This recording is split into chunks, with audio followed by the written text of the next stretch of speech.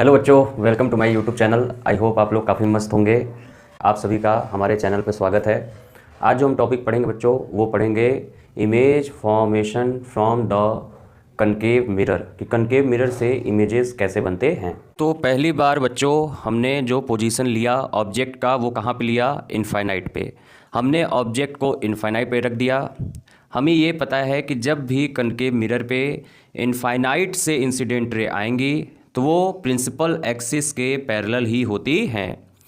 तो जब ये प्रिंसिपल एक्सिस पे प्रिंसिपल एक्सिस से पैरेलल आएंगी, मिरर से टकराएंगी, टकराने के बाद रिफ्लेक्ट करेंगी, तो अकॉर्डिंग टू रूल रिफ्लेक्ट करते वक्त वो कहाँ से पास होती है बच्चों? प्रिंसिपल फोकस से। तो ये भी लाइट फोकस से पास हो गया, ये भी लाइट फोकस से ही पास हो गया, तो मतलब इमेज का फॉर्मेशन कहाँ हो गया? फोकस पे।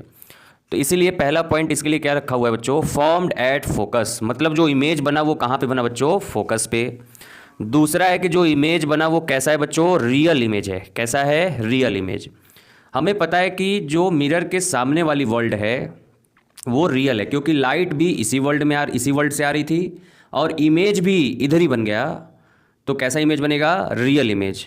लेकिन अगर लाइट रियल वर्ल्ड से आती और इमेज जो बनता वो इमेजिनरी वर्ल्ड, मतलब जिधर से लाइट आ रहा है उधर ही ना इमेज बन के जस्ट अगर अपोजिट बन जाता, बिहाइंड द मिरर बन जाता, तो उसे कहते वर्चुअल इमेज बनता। लेकिन यहाँ पे कैसा बन रहा है बच्चों? आपका रियल इमेज बन रहा है। और हमें ये पता है कि रियल इमेज के साथ हमेशा इन्वर्टेड इमेज ही आता है ना? रूल में पढ़ चुके हैं हम लोग। उसके बाद अगर इस इमेज को देखें तो काफ़ी छोटा है, मतलब हाईली डिमिनिश्ड। छोटा है लेकिन कैसा है बच्चों? Highly diminished. इसे हम कह सकते हैं कि सर पॉइंट साइज इमेज बना। कैसा इमेज बना बच्चों? पॉइंट साइज इमेज बना। क्लियर है बात ये? अब हम लोग जो ऑब्जेक्ट को रखेंगे बच्चों सेकंड में, वो रखेंगे बियॉन्ड सी, मतलब सेंटर ऑफ कर्वेचर के पीछे।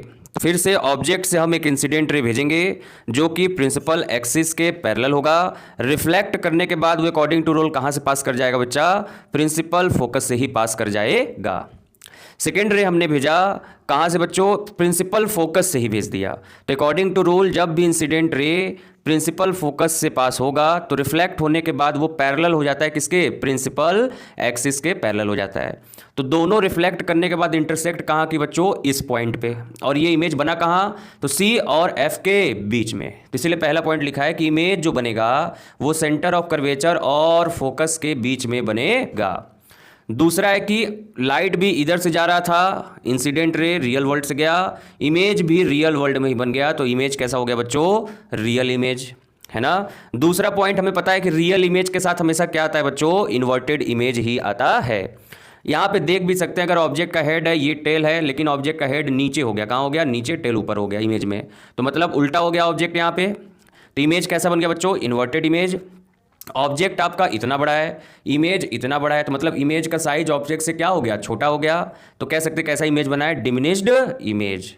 अब हम लोग थर्ड टाइम ऑब्जेक्ट को कहाँ प्लेस करेंगे? सेंटर ऑफ कर्वेचर पे। अब थर्ड कंडीशन में बच्चों हमने ऑब्जेक्ट को कहाँ प्लेस कर दिया? सेंटर ऑफ कर्वेचर पे। तो फिर से वही पहला हम लोग जो इंसिडेंट रे भेजेंगे वो कहाँ भेजेंगे? ऑब्जेक्ट के हेड से, वो भी प्रिंसिपल एक्सिस के पैरेलल भेजेंगे। तो जब पैरेलल जाएगा तो अकॉर्डिंग टू रिफ्लेक्ट होने के बाद कहाँ से पास कर जाएगा बच्चों? प्रिंसिपल फोकस से। सेकंड जो हमने इंसिडेंट रे भेजा वो कहाँ से भेजा? प्रिंसिपल फोकस से। और अकॉर्डिंग टू रूल जब प्रिंसिपल फोकस से पास करेगा तो वो रिफ्लेक्ट करने के बाद क्या हो जाएगा? Parallel to the principal axis, तो पैरेलल हो गया। यहाँ पे आके दोनों रिफ्लेक्टेड रे क्या हो गई बच्चों? इंटरसेक्ट कर गई। तो यहीं पे आपका बन गया क्या? इमेज। क्या बन गया बच्चों? इमेज। तो इमेज के बारे में यहाँ पे कहेंगे क्या कि जो इमेज बना वो कहाँ बना? सेंटर ऑफ कर्वेचर पे ही बन गया। ऑब्जेक्ट भी सेंटर ऑफ कर्वेचर पे था, इमेज भी कहाँ बन गया बच्चों? सेंटर ऑफ कर्वेचर पे ही बन गया।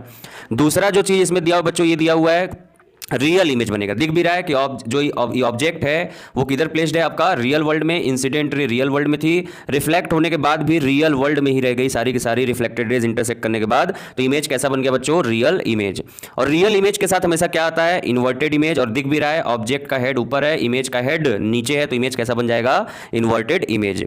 साइज देखेंगे तो जितना बच्चों साइज ऑब्जेक्ट का रहेगा उतना ही साइज इमेज का रहेगा। मतलब अगर ऑब्जेक्ट 1 फीट का है तो इमेज भी कितना बनेगा? 1 फीट का ही बनेगा। ये हो गया आपका कंडीशन नंबर 3, जब ऑब्जेक्ट सेंटर ऑफ कर्वेचर पे प्लेस किया जाता है। अब अगले हम लोग ऑब्जेक्ट की प्लेसिंग देखते हैं। जब ऑब्जेक्ट को कहाँ रखा गया बच्चा, सेंटर ऑफ कर्वेचर और प्रिंसिपल फोकस के बीच में। तो ये हमारा रहा सेंटर ऑफ कर्वेचर, ये हमारा रहा बच्चों प्रिंसिपल फोकस। हमने सेंटर ऑफ कर्वेचर और फोकस के बीच में ऑब्जेक्ट प्लेस किया, पहला incident ray parallel to the incident ray भेजा, रिफ्लेक्ट करने के बाद क्या करेगा बच्चों, वो प्रिंसिपल फोकस से ही पास कर जाएगा। तो दिख भी रहा है, रिफ्लेक्ट करने के बाद कहां से पास हो गया, प्रिंसिपल फोकस से। फिर हमने सेकंड जो रे भेजा इंसिडेंट, वो कहां से भेजा बच्चों, प्रिंसिपल फोकस से। तो प्रिंसिपल फोकस से अगर इंसिडेंट रे पास होता है तो रिफ्लेक्ट होने के बाद अकॉर्डिंग टू रूल क्या होता है, वो parallel to the principal axis हो जाता है। फिर हमने देखा कि दोनों रिफ्लेक्टेड रे जो कट इंटरसेक्ट किया, यहां पे इंटरसेक्ट किया है ना, यहां पे इंटरसेक्ट किया, जो कि पोजीशन क्या है इमेज का, बियॉन्ड सी, मतलब सेंटर ऑफ कर्वेचर के जस्ट पीछे बन गया इमेज।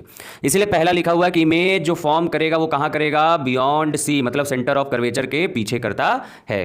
अगला हम देखेंगे कि रियल वर्ल्ड से इंसिडेंट रे गई और रिफ्लेक्ट होने के बाद जो इमेज बना वो रियल वर्ल्ड में बन गया। तो इमेज कैसा बनेगा बच्चों, रियल इमेज। रियल इमेज के साथ हमेशा क्या आता है बच्चों, इन्वर्टेड इमेज। और दिख भी रहा है ऑब्जेक्ट का हेड इधर है लेकिन इमेज का हेड नीचे हो गया, तो इमेज कैसा बन गया, इन्वर्टेड। तीसरा फोर्थ पॉइंट इसमें यह कि ऑब्जेक्ट का साइज बच्चों सिर्फ इतना है लेकिन इमेज बड़ा बन गया, तो इस इमेज को क्या लिखेंगे, इनलार्ज इमेज। अगर इमेज का साइज ऑब्जेक्ट के साइज से बड़ा हो जाता है तो उसे लिखा जाता है इनलार्ज इमेज। अब फिफ्थ और सिक्स कंडीशन को आगे देखते हैं कि क्या इमेज बनेगा। हमने फिफ्थ कंडीशन में बच्चों ऑब्जेक्ट को प्रिंसिपल फोकस पे रख दिया। तो प्रिंसिपल फोकस पे जब हमने ऑब्जेक्ट को रखा तो पहला हमने इंसिडेंट रे जो प्रिंसिपल एक्सिस के पैरेलल भेजा और ये रिफ्लेक्ट होने के बाद कहां से पास करेगा, प्रिंसिपल फोकस से पास करेगा अकॉर्डिंग टू द रूल। फिर उसके बाद हमने सेकंड जो इंसिडेंट रे ऑब्जेक्ट से भेजा वो कहां से पास करवाया बच्चों, पोल से पास करवाया। और हमें पता है जितने एंगल से जाएगा पोल पे उतने ही एंगल से रिफ्लेक्ट के होकर इधर आ जाता है। अगर हम देखेंगे इन दोनों लाइट को ध्यान से बच्चों, तो इधर आ रहा है, इधर आ रहा है, इधर आ रहा है, कहीं जाके कहीं बहुत मिरर के दूर जाके ये दोनों लाइट आपस में क्या कर जाएंगी, इंटरसेक्ट कर जाएंगी। तो मतलब जो इमेज बनेगा वो काफी बड़ा और इनफाइनाइट पे बनेगा। कहां पे बनेगा बच्चों, इनफाइनाइट पे। तो यहां पे पहले ये लिखा हुआ है कि image will formed at infinite. कहां बनेगा इमेज, इनफाइनाइट पे बनेगा, क्योंकि इंटरसेक्टिंग लाइन जो मिलेंगी, पॉइंट मिलेगा वो हमें कहीं ना कहीं इनफाइनाइट पे मिल जाएगा। अगर आपका मन है तो खींच के खोज लेना आप लोग, ठीक है। सेकंड देखेंगे कैसा इमेज बनेगा, तो रियल वर्ल्ड से लाइट गई और रियल वर्ल्ड में ही आपके इमेजेस बन गए, तो कैसा इमेज बनेगा, real image. Third, real image के साथ बच्चों हमेशा क्या आता है, इन्वर्टेड इमेज। तो इन्वर्टेड इमेज होगा। ऑब्जेक्ट इतना बड़ा है लेकिन कहीं इंटरसेक्ट करेगा तो प्रिंसिपल एक्सिस से काफी उसकी हाइट ज्यादा रहेगी, तो क्या होगा, highly enlarged image. Last condition जो है, ऑब्जेक्ट की प्लेसिंग हमने कहां कर दिया बच्चों, प्रिंसिपल फोकस और पोल के बीच में कर दिया है ना। ये सबसे स्पेशल केस है, यही एग्जाम में पूछता है, इसको स्टार मार करके ध्यान रखिएगा। तो हमने क्या रखा, object is placed between focus and pole और नियर टू द मिरर, या तो मिरर के बहुत पास हमने ऑब्जेक्ट को प्लेस कर दिया। तो पहला कंडीशन वही रखेंगे कि ऑब्जेक्ट से एक हमने इंसिडेंट रे भेजा जो कि parallel to the principal axis है, तो रूल के अकॉर्डिंग वो रिफ्लेक्ट करने के बाद कहां से पास कर जाएगा बच्चों, प्रिंसिपल फोकस से पास कर जाएगा, है ना। सेकंड हमने जो इंसिडेंट रे भेजा बच्चों कहां भेजा, पोल पे। कहां पे भेजा, पोल पे। तो जितने एंगल्स आए उतने एंगल से रिफ्लेक्ट करके लाइट कुछ रिफ्लेक्ट करने के बाद इस तरह। अगर हम इन दोनों लाइट को ऐसे एक्सपेंड करते जाए तो क्या बच्चों ये कभी आपस में इंटरसेक्ट करेंगे, कभी भी आपस में इंटरसेक्ट नहीं करेंगे, तो मतलब इमेज नहीं बनेगा, बनेगा। इन दोनों रिफ्लेक्टेड लाइट को हमने पीछे एक्सपेंड कर दिया और एक्सपेंड करते करते करते करते ले गए, तो पता चला कि इस पॉइंट पे जाके ये दोनों लाइट जो थी क्या कर गई, इंटरसेक्ट कर गई, तो यहीं पे इमेज बन गया।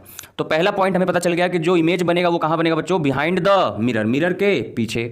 सेकंड आया पॉइंट क्या बच्चों, कि वर्चुअल इमेज। वर्चुअल मतलब क्या हुआ कि लाइट जो थी किधर से आ रही थी, रियल वर्ल्ड से आ रही थी। इमेज किधर बनना चाहिए था, रियल वर्ल्ड में बनना चाहिए था, लेकिन इमेज बना कहां, बिहाइंड द मिरर, मतलब वर्चुअल वर्ल्ड में बन गया। तो इमेज कैसा कहलाएगा आपका, वर्चुअल इमेज, है ना।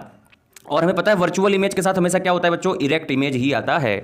देखिए अगर ऑब्जेक्ट का यहाँ हेड है, टेल है, तो इमेज का यहाँ हेड है और टेल है, मतलब up down, up side down कोई भी चेंजेस नहीं है, तो कैसा इमेज बनेगा, इरेक्ट इमेज। ऑब्जेक्ट की साइज इतनी है लेकिन इमेज का साइज काफी बड़ा है, तो क्या लिखेंगे बच्चों, हाईली इनलार्ज्ड इमेज। ये आपके पूरे 6 केसेस थे इमेज का formation through the concave mirror. अगर आपको वीडियो पसंद आए तो प्लीज़ वीडियो को लाइक कीजिए, चैनल को सब्सक्राइब कीजिए। Thank you. जय हिंद, जय भारत।